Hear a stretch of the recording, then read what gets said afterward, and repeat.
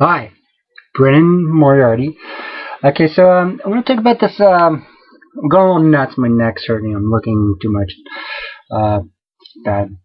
But I want to talk about this thing I call atomic poetry. Now, I like to do a lot of commenting stuff on, the blogs, NPR, Yahoo, and of course, Social Vaccine. That's my sort of username at Yahoo and such. So atomic poetry, this is really a fascinating concept. Imagine a sphere, if you will. Okay, so get in that sort of Zen, sort of that circle. The sun or the moon is blazing, and you're in an eclipse mode.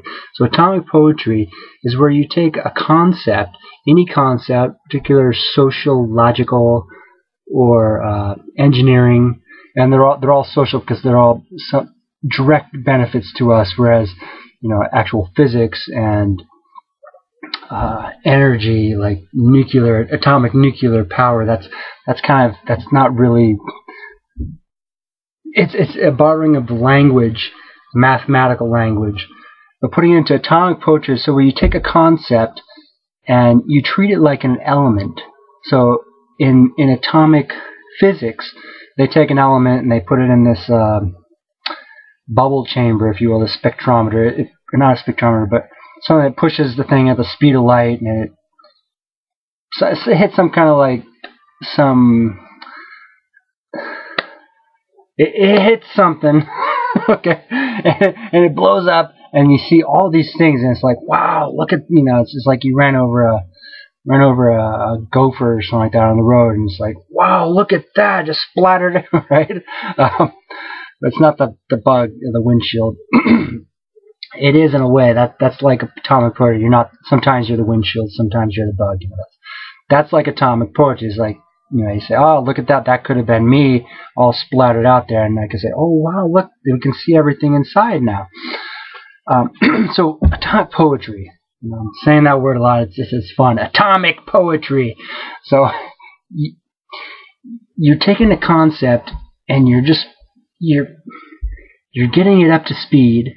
Without drugs, okay? I mean, maybe a little coffee, you can make anyone crazy. It's back on the screen there.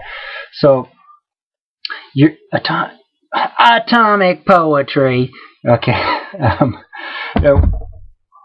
Is sort of like a philosophical sort of painting of something that people don't really want to talk about. I mean, would you talk about atoms and molecules? No, because no one can see them. Like, yeah, whatever. H2O. Yeah, sure. Oh, you're real smart. And it's important to understand that science itself has always kind of spooked me because I grew up on the West Coast, and it's like very close to San Francisco, and people there say they're studying science. They're really studying, just a little fishy, not so much fishy, but for the wrong purposes, not acceptable purposes. That's why they're hijacking the word science to say, oh yeah, I'm going to be a scientist, and they're really going to be gay or something like that. Okay, no problem with that, unless if you're trapped between them and the West Coast. Is not a lot of good people grew up here. John Wayne, Richard Nixon, and what kind of community they grew up in. That's also very important. I grew up in a mixed community, not black and white, but white and brown and red and maybe a little yellow here and there, and the white people basically sympathize with that, and so science gets a sort of a political sort of twist to it.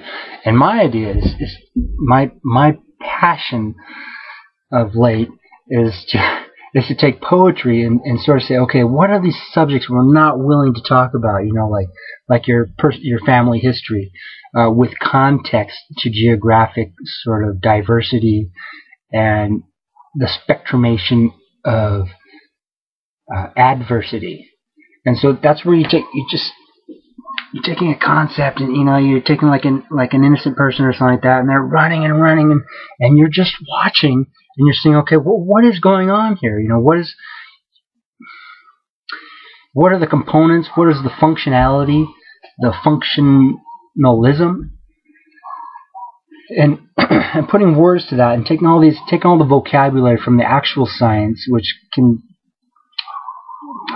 politics and geopolitics. You can get a lot of dirty sort of laundry. Just a lot of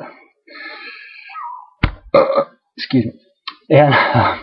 And I'd like to show you some of my art here. I've been painting eggs lately, like basket weaving, except I'm just laying eggs. Forget the nest. I got the eggs, and when you crack them open, there's sort of like tea leaves in there, if you will, sort of cosmic sort of divination of what really is inside of an egg. Do you really care? No, of course not. Breakfast maybe, or dinner even. So, in a time of poetry, it comes out better writing it, because especially when you can just press send, just kind of like at the speed of light, it goes out there and just like, you're like, there's a picture, a picture. Imagine that 200 years ago, 150 years ago, there were no pictures. There were no TVs just 100 years ago. All this stuff is very new, and West America is very new because it just wasn't geographically available in the past.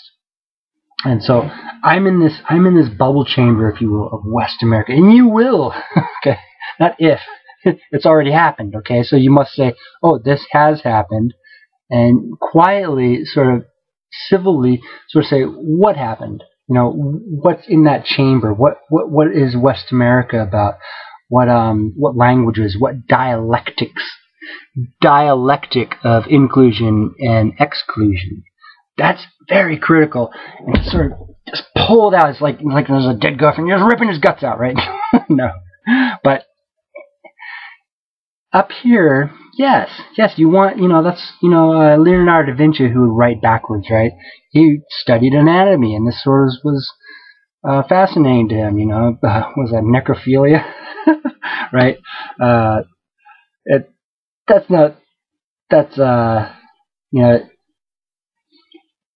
The membrane between humor and knowledge is very difficult. It's like peeling an egg, you don't know. It's crunch, crunch, crunch. So it's very intensely important to say what is inside of there. What are you eating? What's in your head? Give me a hacksaw. And compassion and classification, and sort of saying all these elements, all these components are in. There might be damage to the shell. You might say, well, how did that happen? Can we explain that without sort of hurting someone's feelings, without walking on eggshells, if you will, or juggling cats or something.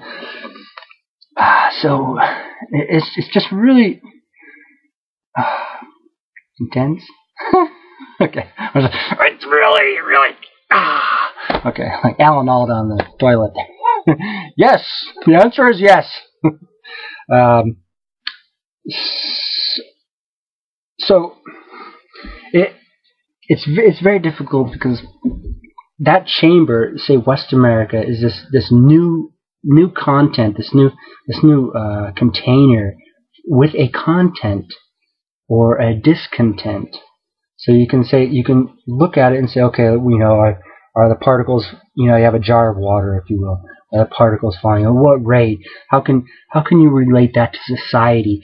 Say, okay, what history is here? What history works? What is normal? What is not? What is nominal? What is right? What is wrong? And literally just ripping the guts out. The heart is still beating. You're like, oh, Mexico. Oh yeah, those people are so nice. Ba-bum, ba-bum, ba-bum, Heil Hitler type of stuff. And so I really want to explain that the container of West America, which is sealed by the Rockies. Our founding fathers said, no, that's inaccessible, impassable mountains. You have to sail all the way around South America, which has the continent. Every country in that continent has one coastline. Only North America and Central America are countries with two separate coastlines. This is rare, and this is very polarizing. So you have this chamber, and you're not really sure what the history of the contents in the chamber when you turn it upside down. You see all these particles, you see all these people, and you're like, do I know these people? Do they have the same history as me? My parents have the contrary history. They moved here when I was a baby. I grew up here, and so what this chamber does is it provides this chamber where you can see occasionally these very discrete, normative, nominal, and noticeably normative nominal particles who are so alienated, so distressed in this utterly new chamber that is over here in West America and East America is so separate. It's more separate. It's kind of more separate than California and China or New York and Europe. These worlds can have water. They can go in between and they can flow, and it's not like this filter, this chamber where there are new alien species like Virginia Tech or Fort Hood. These particles that you see, and you could say that particle is different. How do I explain that? And so you have to go into this like poetic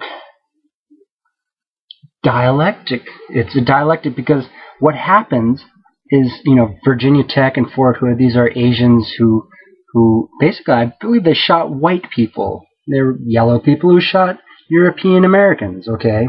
Or you could say they're Asian Americans who shot white people. I like the European American because I am, I'm pink and I'm American. I'm just fourth generation, fifth generation, blah, blah, blah, too much coffee.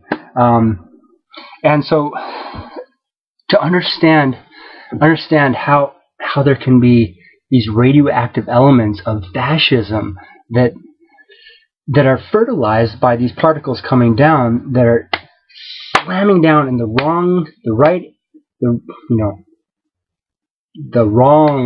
wrong way, and these particles have to be spectrumated. You have to say, okay, you have to pull these out, otherwise this fertilizer that comes down, the fascism, the killers are going to say, oh look, they don't care. Let's just take these particles. They're just falling like rain. This is the fertilizer that some people dream of. Some people in a big picture, like in Europe or the West, and some people in the individual picture, like in Asia. It's much more. There's a very, very major paradigm there between the Atlantic and the Pacific. And so you see like an individual doing this crazy stuff, or you see individuals inspiring others who are totally separate.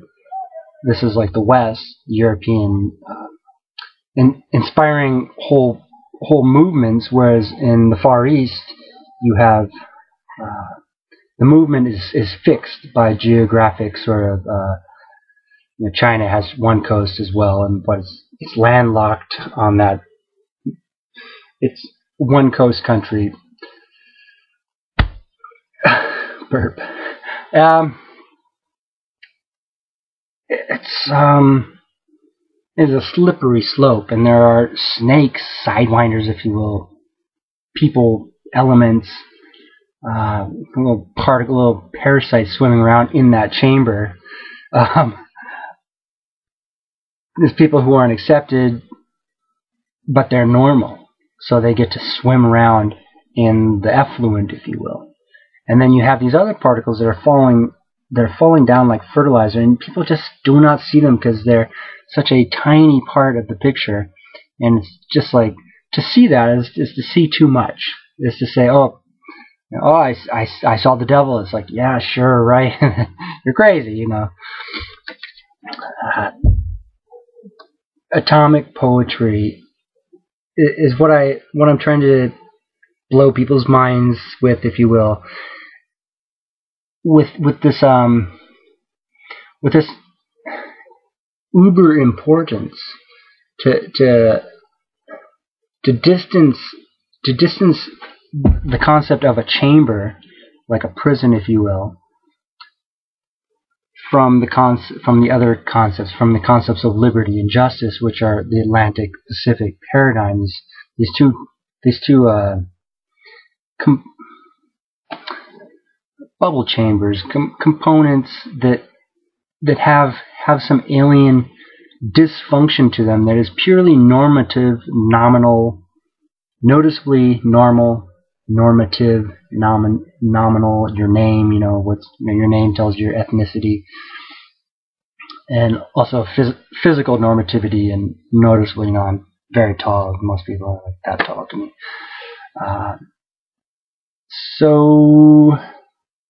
And this chamber that I'm in right now, a real hellhole. I feel like I'm trapped here. I'm trapped here because I'm afraid to well, I didn't grow up. I grew up here in California, and you can understand that if someone is really neglected, they have everything. Their mom and dad are there. They give them money, and they love them and all that. But they're simply in the wrong place for what their profile is, their name, their face, and stuff like that. Keep face, if you will. And there are radioactive elements out there that can be filtered, and the fertilizers would be not there. The fertilizer would be coming out the top, not seeping out of the bottom, but blooming flowers. And you have to realize that it's either going to go, you either come out the top, into happiness, or you come out the bottom like poetry and toxic waste.